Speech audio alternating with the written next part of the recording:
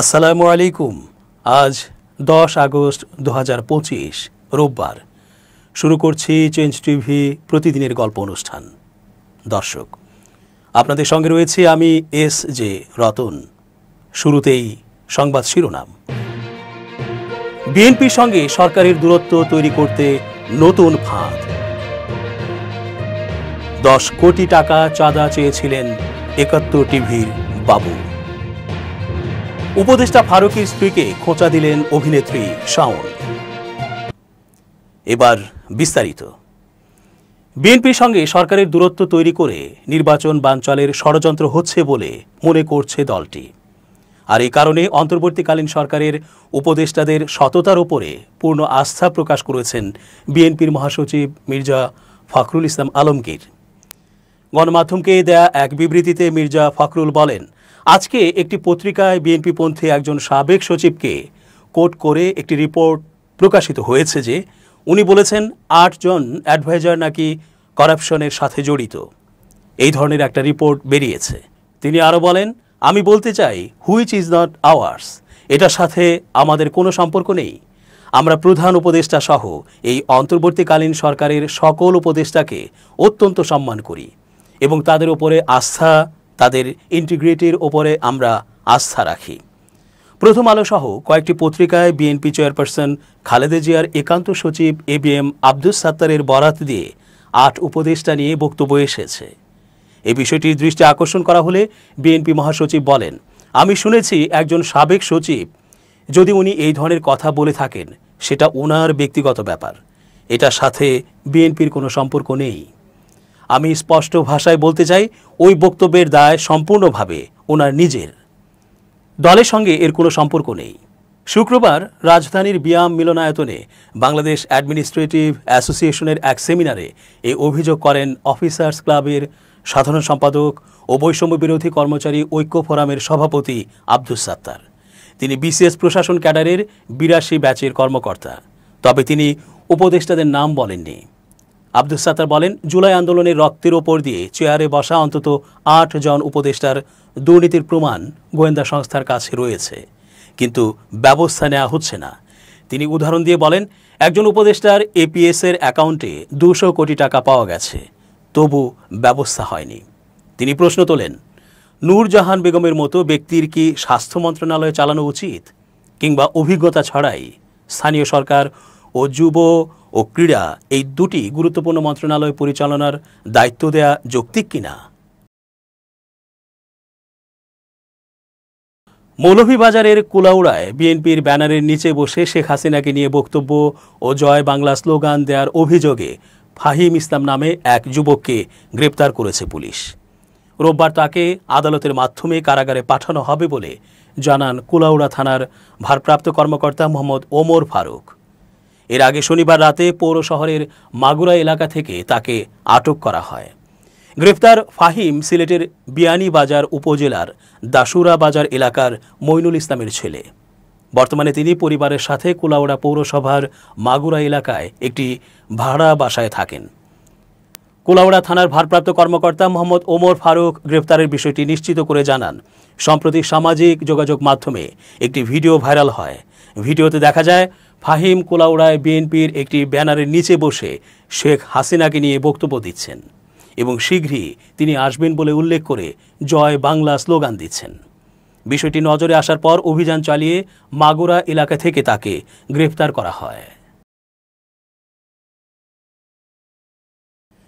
বাংলাদেশিরা না যাওয়ায় 1 বছর ধরে নাজুক অবস্থা পশ্চিমবঙ্গ সহ ভারতের বিভিন্ন শহরের ব্যবসায়ীদের। তবে সেই খরা অবশেষে বোধ হয় কাটতে চলেছে। বাংলাদেশিদের বেশি সংখ্যক মেডিকেল ভিসা দেওয়ার সিদ্ধান্ত নিয়েছে ভারত। এই খবরে প্রতিবেশী দেশে খুশির জোয়ার। জানা গেছে, রোববার থেকে বাংলাদেশিদের মেডিকেল ভিসা দেওয়ার সিদ্ধান্ত কার্যকর হবে। তবে ব্যবসা বাণিজ্য পুনরুজ্জীবিতের আশায় নতুন করে বুক বাঁধছে কলকাতা, মুম্বাই, চেন্নাই, হায়দ্রাবাদ, ব্যাঙ্গালোর ও দিল্লির ব্যবসায়ীরা। জানা গেছে, পর্যটন, চিকিৎসা ও ব্যবসায়িক কাজে প্রতি বছর প্রায় 36 লাখ বাংলাদেশি ভারত ভ্রমণ করতেন। তবে গত বছরের 5 আগস্টের পর দীর্ঘ 1 বছর ধরে ভিসা নীতির মার প্যাঁচে ভারতে বাংলাদেশি পর্যটক ও চিকিৎসা প্রার্থীর সংখ্যা একেবারেই কমে যায়। এতে মাথায় হাত পড়ে ভারতীয় ব্যবসায়ীদের। রুটি রুজি হারিয়ে অনেকেই চলে যান ভিন্ন জীবিকায়। এতে কলকাতার প্রাণকেন্দ্র নিউ মার্কেট, ভারতের রাজধানী শহর দিল্লি, দক্ষিণ ভারতের চেন্নাই, হায়দ্রাবাদ ও ব্যাঙ্গালোর শহরেও বড় বড় হাসপাতালগুলোতেও ভঙ্গুর হয়ে পড়ে বাংলাদেশ নির্ভর ব্যবসা ও অর্থনীতি। এর প্রভাবে ক্ষতির মুখে পড়ে ভারতীয় হাসপাতাল, হোটেল, পরিবহন ও খুচরা ব্যবসায় খাত।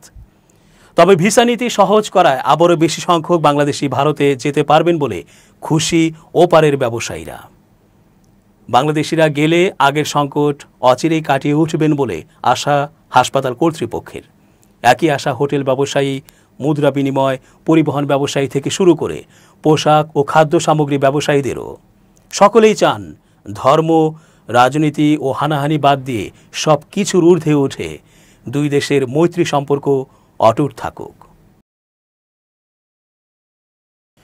বৈশাখী টিভিতে চাঁদাবাজির অভিযোগে রাজধানীর বনানী থানায় দায়ের করা মামলায় সাংবাদিক মোজাম্মেল বাবুকে গ্রেপ্তার দেখিয়েছেন আদালত। রোববার ঢাকার অতিরিক্ত চিফ মেট্রোপলিটন ম্যাজিস্ট্রেট জিয়াদুর রহমানের আদালত শুনানি শেষে তাকে গ্রেপ্তার দেখান। এদিন তাকে ঢাকার চিফ মেট্রোপলিটন ম্যাজিস্ট্রেট আদালতে হাজির করা হয়। এরপর মামলার তদন্ত কর্মকর্তা ও বনানী থানার উপপরিদর্শক রাজিউল আমিন তাকে মামলাটিতে গ্রেপ্তার দেখানোর আবেদন করেন। শুনানিতে রাষ্ট্রপক্ষের আইনজীবী মোহাম্মদ শামসুদ্দোহা সুমন বলেন, সেনা সমর্থিত সরকারের সময় আসামি মোজাম্মেল বাবুর নেতৃত্বে বৈশাখী টিভির কার্যালয়ে 10 কোটি টাকা চাঁদা দাবি করা হয়। তারা নগদ 4.5 লাখ টাকা নিয়ে যান।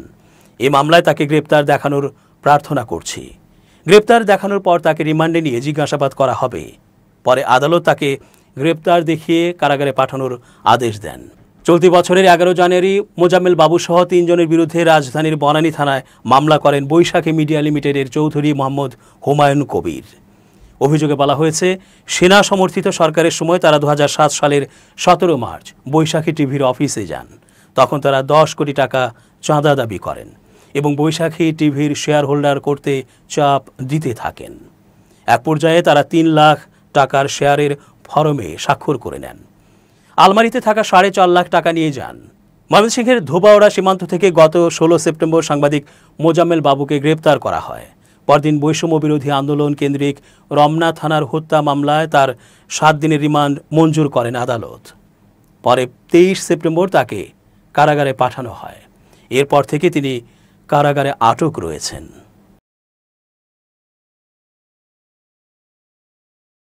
জনপ্রিয় অভিনেত্রী মেহের আফরোজ শাওন সাম্প্রতিক সময়ে পর্দায় কম দেখা গেলেও সামাজিক যোগাযোগ মাধ্যমে সবসময় সরব। শোবিজ কিংবা রাজনীতি বিভিন্ন ইস্যুতে নিয়মিত মতামত দেন তিনি। এবার মুজিব একটি জাতির রূপকার চলচ্চিত্রে শেখ ফজিলাতুন্নেসা মুজিবের চরিত্রে অভিনয় করা অভিনেত্রী নুসরাত ইমরোজ তিশাকে নিয়ে সরাসরি সমালোচনা করেছেন শাওন। রোববার নিজের ফেসবুক পেজে তিশার একটি ভিডিও শেয়ার করেন শাওন। সেখানে তিশাকে সিনেমাটিতে অভিনয়ের অভিজ্ঞতা ও ভালো লাগার কথা বলতে দেখা যায়। ভিডিওতে শেখ হাসিনা সহ আওয়ামী লীগের নেতাদের সঙ্গে তিশার বেশ কিছু ছবিও যুক্ত ছিল। ভিডিও শেয়ার করে শাওন লিখেছেন, এই মেয়েটাকে ছোটবেলা থেকে চিনতাম। নতুন কুড়িতে আমার ছোট বোনের সঙ্গে এক ব্যাচে ছিল।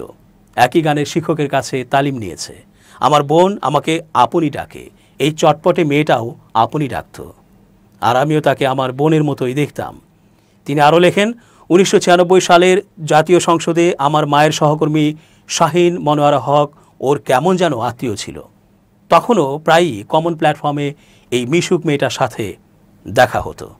আমার পরিচালনায় একলা পাখি ধারাবাহিকে অভিনয় করার সময় অনেকটা দিন কাছাকাছি ছিল। এফডিসির কোনো সভায় দেখতাম তৎকালীন তথ্যমন্ত্রী হাসানুল হক ইনুকে ইনু মামা ডেকে শ্রদ্ধা ভরে বিভিন্ন আবদার করছে। মন্ত্রী মহোদয়ও মেয়েটাকে বেশ স্নেহ করতেন।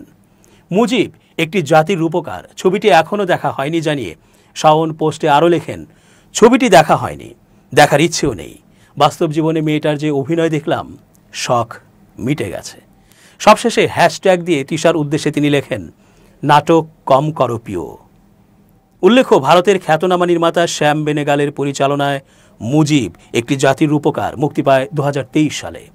শেখ মুজিবুর রহমানের চরিত্রে অভিনয় করেন আরিফিন শুভ, আর ফজিলাতুন্নেসা মুজিবের ভূমিকায় ছিলেন নুসরাত ইমরোজ তিশা। মুক্তির পর এবং বিশেষ করে শেখ হাসিনা সরকারের পতনের পর তিশাকে নানা সমালোচনার মুখে পড়তে হয়েছিল। আসন্ন ত্রয়োদশ জাতীয় সংসদ নির্বাচনকে সামনে রেখে দ্রুত একটি ইলেকশন অ্যাপ চালুর জন্য সংশ্লিষ্ট কর্মকর্তাদের নির্দেশ দিয়েছেন অন্তর্বর্তী সরকারের প্রধান উপদেষ্টা ডক্টর মোহাম্মদ ইউনূস। একই সঙ্গে তিনি নিশ্চিত করতে বলেছেন যেন এই অ্যাপটি ভোটারদের জন্য সহজে ব্যবহারযোগ্য হয়। রাষ্ট্রীয় অতিথি ভবন যমুনায় অনুষ্ঠিত এক উচ্চ পর্যায়ের বৈঠকে এই নির্দেশনা দেওয়া হয় বলে প্রধান উপদেষ্টার উপপ্রেস সচিব আবুল কালাম আজাদ মজুমদার জানিয়েছেন। উপপ্রেস সচিব জানান, বৈঠকে প্রধান উপদেষ্টার টেলিযোগাযোগ ও আইসিটি বিষয়ক বিশেষ সহকারী ফায়েজ তাইয়েব আহমদ আসন্ন ভোটের জন্য একটি ইলেকশন অ্যাপ চালুর পরিকল্পনার কথা ঘোষণা করেন। এই অ্যাপটিতে ফেব্রুয়ারি নির্বাচনের প্রার্থীদের তথ্য, ভোট কেন্দ্র সম্পর্কিত হালনাগাদ তথ্য এবং অভিযোগ দায়েরের জন্য ইন্টারেক্টিভ ফি সহ সব ধরনের প্রয়োজনীয় তথ্য অন্তর্ভুক্ত থাকবে। ফায়েজ তাইয়েবের বিস্তারিত পরিকল্পনার কথা শোনার পরই প্রধান উপদেষ্টা দ্রুত এই নির্বাচন কেন্দ্রিক অ্যাপটি উদ্বোধনের নির্দেশ দেন।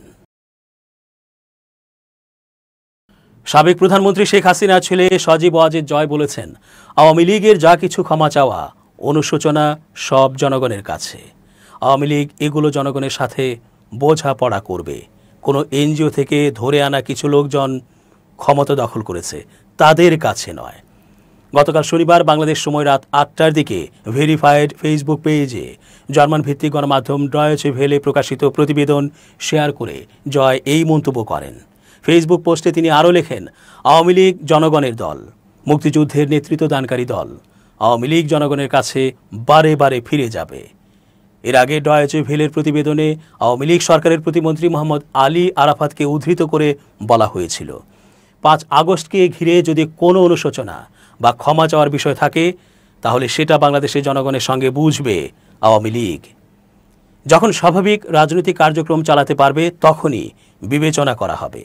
ক্ষমা চাওয়া ও অনুশোচনা প্রসঙ্গে আরাফাত বলেন, গত ১ বছর ধরে তারা যে হত্যা করেছে, তারা কি তার জন্য অনুশোচনা করেছে? আর এই সময়ে যে হত্যা হয়েছে, আমরা তো সব হত্যাকাণ্ডের বিচারের কথা বলেছি। স্বাধীন বিচার বিভাগীয় কমিশন গঠন করেছিলাম। যারা আমাদের ক্ষমা চাওয়ার কথা বলছে তারা তো এক গোষ্ঠী হত্যাকারীকে দায় মুক্তি দিয়েছে।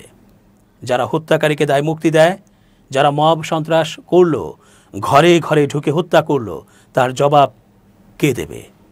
আপনাদের যদি জনভিত্তি থাকতো তাহলে তো দেশের মানুষ আপনাদের পক্ষে থাকতো, তা তো হয়নি।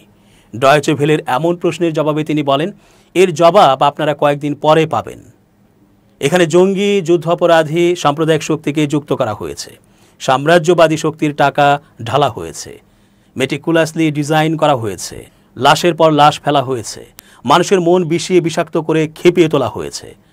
আজকে 1 বছরের মাথায় এসে দেশের বেশিরভাগ মানুষ এটা অনুধাবন করতে পেরেছে। তারা ফিল করে তাদের সঙ্গে বিশ্বাসঘাতকতা করা হয়েছে। আরাফাতের দাবি, আওয়ামী লীগ চায়নি আর মানুষ নিহত হোক, তাই ক্ষমতা ছেড়ে দিয়েছে। আওয়ামী লীগ যদি চাইতো তাহলে হত্যা করে ক্ষমতায় থাকতে পারত। আওয়ামী লীগ মানুষের দল, তাই সেটা চায়নি। এবার খুব জরুরি 1 মিনিট জানাচ্ছেন ইউনেস্কো ক্লাব পুরস্কার বিজয়ী সাংবাদিক আমিরুল মোমিনিন মানিক। বিশ্বাসঘাতককে আর বিশ্বাস নয়।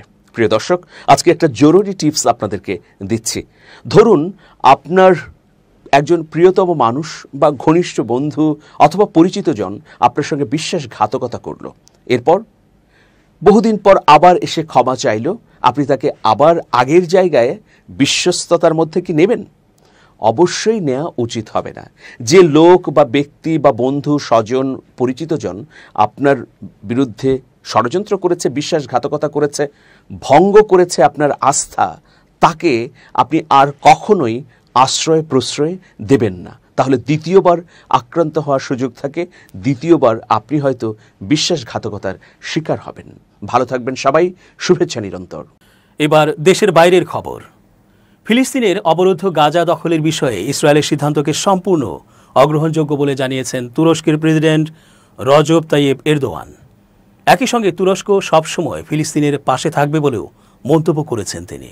শনিবার রাতে এক প্রতিবেদনে এই তথ্য জানিয়েছে সংবাদ মাধ্যম টিআরটি ওয়ার্ল্ড। শনিবার তুরস্কে যোগাযোগ অধিদপ্তরের তথ্য অনুযায়ী ফিলিস্তিনি প্রেসিডেন্ট মাহমুদ আব্বাসের সঙ্গে এক ফোন আলাপে এরদোয়ান গাজায় ইসরায়েলের হামলা ও অঞ্চলের সাম্প্রতিক পরিস্থিতি নিয়ে আলোচনা করেন। আলোচনায় এরদোয়ান পুনর্ব্যক্ত করেন তুরস্ক সবসময় ফিলিস্তিনের পাশে থাকবে। ফ্রান্স, যুক্তরাজ্য ও কানাডার ফিলিস্তিন রাষ্ট্রকে স্বীকৃতি দেওয়ার সম্ভাব্য ঘোষণা সম্পর্কে এরদোয়ান বলেন, এসব বক্তব্য মূল্যবান। তিনি আরও উল্লেখ করেন, পশ্চিমা বিশ্বে ইসরায়েল বিরোধী সমালোচনা বেড়ে চলেছে এবং এই অঞ্চলে শান্তি প্রতিষ্ঠার প্রচেষ্টা চালিয়ে যাবে তুরস্ক। দর্শক, শেষ করছি প্রতিদিনের গল্পের আজকের গল্প। changetv.press বাংলাদেশের ইউটিউব জার্নালিজমের অগ্রদূত। ভিজিট করুন এর ওয়েবসাইট www.changetv.press, youtube.com/changetvpress এবং সাবস্ক্রাইব করুন চ্যানেলটি। নিয়মিত লাইক, কমেন্ট ও শেয়ার করে আপডেট রাখুন নিজেকে। ভালো থাকুন, নিরাপদে থাকুন, শুভেচ্ছা নিরন্তর। changetv.press, এক ফোঁটা হলুদ নেই।